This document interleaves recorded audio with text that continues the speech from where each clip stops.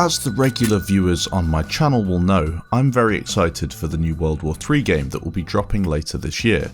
With DICE deciding to go for a shooter based around the Second World War, I feel as if there is a huge gap in the market for another developer to come in and create something that scratches my modern military shooter itch. I'm viewing this new World War III game as a direct competitor to Battlefield 4, the most recent Battlefield game that focuses on modern to slightly futuristic warfare. Just as a quick point before I get into the main section of the video, Farm51, the team behind World War III, will almost certainly be dropping fresh gameplay within the next few weeks, but currently I only have access to a few snippets that I took from various videos. It is very difficult to make informed opinions without the assistance of actual gameplay, however I will do my best and leave you guys to discuss the game and topics down below in the comments. To start off, let's address the main topic. Why are people so excited for this game?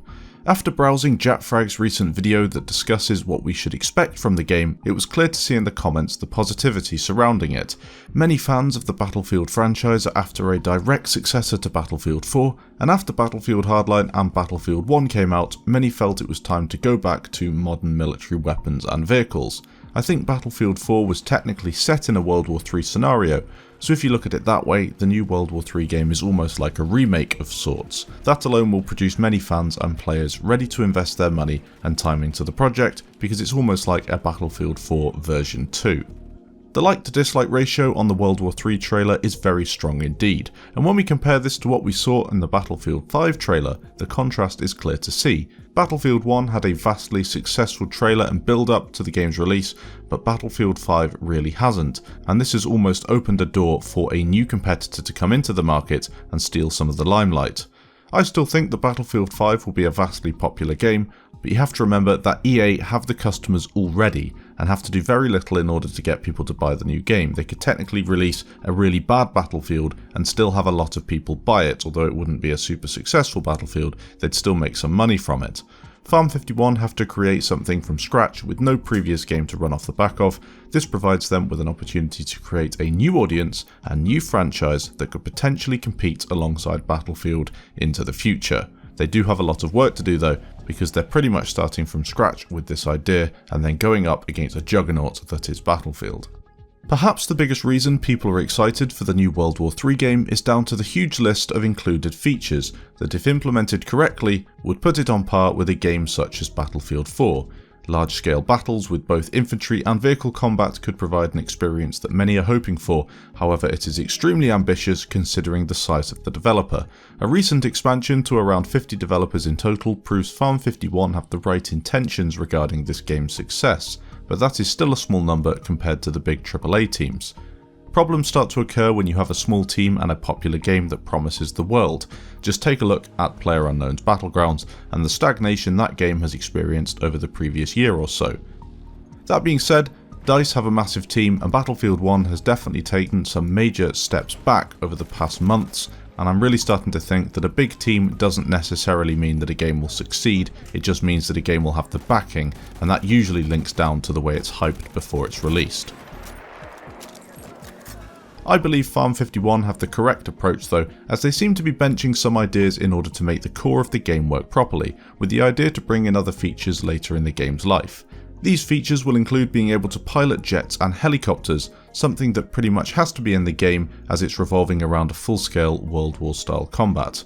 I'd personally much rather see that introduced properly at a later date instead of lumping it in with the main game early on, only for it not to work as intended. I'm more than happy to just play on the ground as infantry or in a tank, and then have the jets and the helicopters come in maybe a year into the game's life once they've actually got them to work properly. As you probably gathered from that, we won't be receiving jets and helicopters on release, but the devs have all but confirmed that we will see them added to the game at a later date. One major factor that got me quite excited was the implementation of tank gameplay. Battlefield 1 and the Battlefield 5 Alpha left a lot to be desired when it came to the tank gameplay, and in my opinion both have not got close to what we had available in Battlefield 4, never mind Battlefield 3. World War III seemed to be trying to get an entirely different style of customization into the game compared to Battlefield 4, with the intention for the tanks to then work alongside infantry and produce tactical gameplay. It seems as though the tank gameplay is also building on what we had in BF4, with several features being things that many players lobbied for during community testing sessions back in the day. You will be able to lock your vehicle and kick out unwanted soldiers, a great feature in my opinion so long as it's not abused, and you will also be able to repair subsystems in tanks, creating a more immersive and tactical experience. And finally, you will be able to customize tanks extensively in order to create the variant that you want for that specific map or game mode. You'll also have a selection of transport vehicles in the same way that we had in BF4, and finally, drones will make an appearance in the game, and although we did see this in BF4 with the likes of the MAV and the SUAV, I believe they will be more team or squad based instead of individual gadgets. As I mentioned in a previous video, customization is going to be a major factor in the game. There will be no class system in the same way that we had in Battlefield or currently have in Battlefield, moreover a balancing system that hinders you with a weight penalty. This will be superb if Farm 51 get the balance correct, but it might be quite difficult. That weight system needs to be done properly, and of course the weight will affect how fast your soldier moves, maybe something to do with ADS speed or things like that, turning your player into more of a tank instead of a speedy assault player that's wanting to move around the map quite quickly. I think we'll see an obvious meta appear very quickly, but to be honest we've had that in Battlefield games in the past and that can then be tweaked, and to be honest that is one of the main points of the alpha anyway. A few final points I'd like to make about the features coming to the game. We'll see weapon mechanics introduce bullet ricochet and wind deviation. In my opinion it's not really necessary, but without playing the game I can't really give a conclusive judgment on whether it will be any good. Games and maps will also be the same size as Battlefield, so expect proper all-out war on large-scale maps. And for you console players, we shall also potentially see the game come to you guys, but that won't be for some time either. The team clearly want to get this game working on PC first, and then go through the laborious process of getting it released on console afterwards. So there we are, the main reasons why people are getting excited for the new World War III game. The hype is clear for everyone to see, and the progress the team at Farm 51 are making is all positive so far.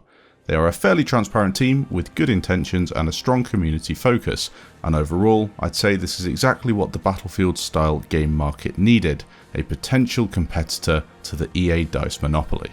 Thanks for watching, and I'll catch you in the next video.